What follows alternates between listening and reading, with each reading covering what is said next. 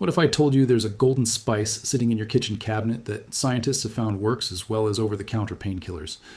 But here's the catch. You've probably been using it wrong this whole time. Let's talk about turmeric, but not the kind you casually shake onto your scrambled eggs. That's like trying to fuel a car with perfume that smells like gasoline. The real power comes from something buried inside turmeric called curcumin, and getting enough of it requires a smarter approach. Today, I'm going to break down exactly how inflammation works in your body using the simplest explanation you'll ever hear. No confusing medical jargon, I promise. Then, I'll show you why most painkillers only solve part of the problem and how turmeric takes a completely different path. Picture your body's inflammation system like a security control room with 4 separate alarm panels. Panel 1 is the factory. This is where your body manufactures pain signals and inflammatory chemicals. When something goes wrong, this factory kicks into high gear. Panel 2 is the master switch. Think of this as the main breaker box. Flip this switch, and it activates hundreds of genes related to inflammation throughout your entire body. Panel 3 is the amplifier. This one doesn't create new pain. It takes existing inflammation and cranks up the volume. It keeps the fire burning long after it should have stopped. Panel 4 is the backup alarm. Even when you silence the other 3 panels, this one keeps ringing in the background. It's especially active in conditions like asthmas and autoimmune disorders. Understanding these 4 systems changes everything about how you approach pain relief. Now let me explain why common painkillers fall short. Ibuprofen only targets that first panel, the factory. Yes, it works fast and shuts down pain production effectively. The problem? That same pathway also protects your stomach lining and kidney function.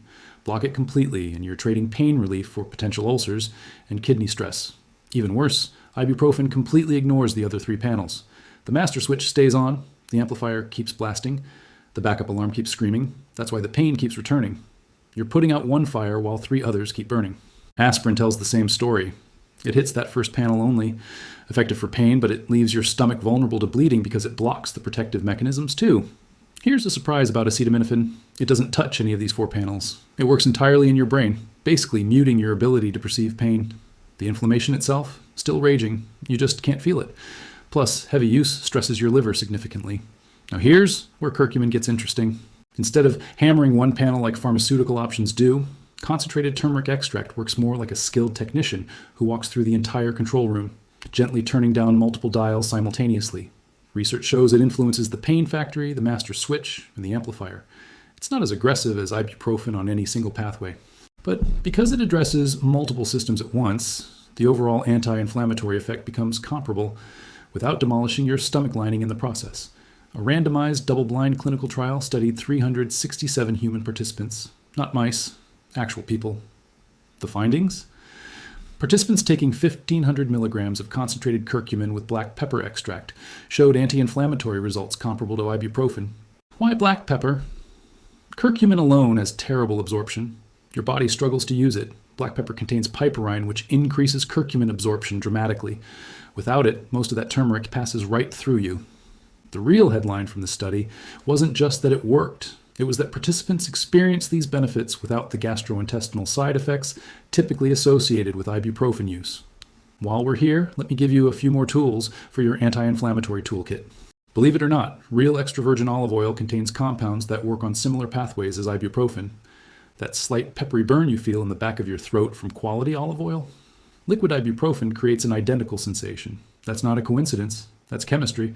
Ginger flies under the radar. It specifically targets that amplifier panel, the one that keeps inflammation going long term. Excellent for chronic inflammatory conditions. Fish oil and cod liver oil also work on the amplifier system, helping calm that ongoing inflammatory response. Boswellia is an herb that specifically targets that stubborn 4th panel, the backup alarm system. If you've tried everything else and still have lingering inflammation, Boswellia might be the missing piece. Everything I've covered so far is about managing inflammation after it starts. But here's the question that actually matters. What triggered these alarm systems in the first place?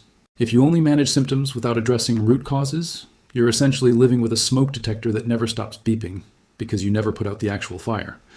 There are 5 primary inflammation triggers you need to know about. First is insulin resistance.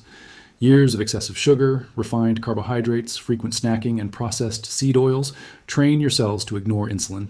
This metabolic dysfunction creates chronic body-wide inflammation. Second is mitochondrial dysfunction. Your cellular power plants can become damaged through poor diet, sleep deprivation, chronic stress, smoking, or sedentary living. Damaged mitochondria produce inflammatory signals. Third is oxidative stress overload. Environmental toxins, alcohol, processed foods, and pollution overwhelm your body's antioxidant defenses. The resulting oxidative damage triggers inflammation. Fourth is intestinal permeability, also known as leaky gut.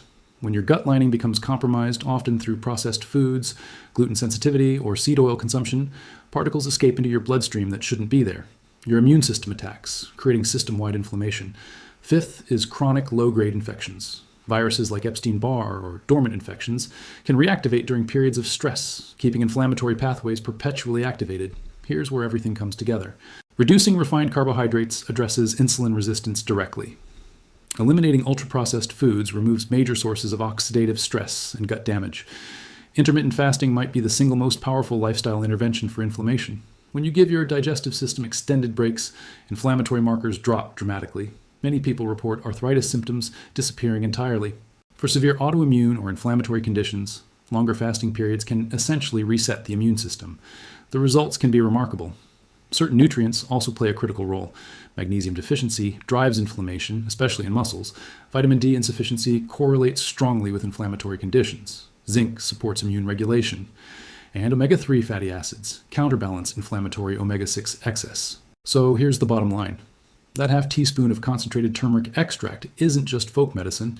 It's backed by legitimate research showing comparable results to conventional painkillers, working across multiple inflammatory pathways instead of just one. But supplements alone won't solve a problem rooted in how you eat and live. The real transformation happens when you address what's triggering inflammation in the first place. If you found this valuable, subscribe and drop a comment below telling me which inflammation trigger surprised you most. I'll see you in the next one.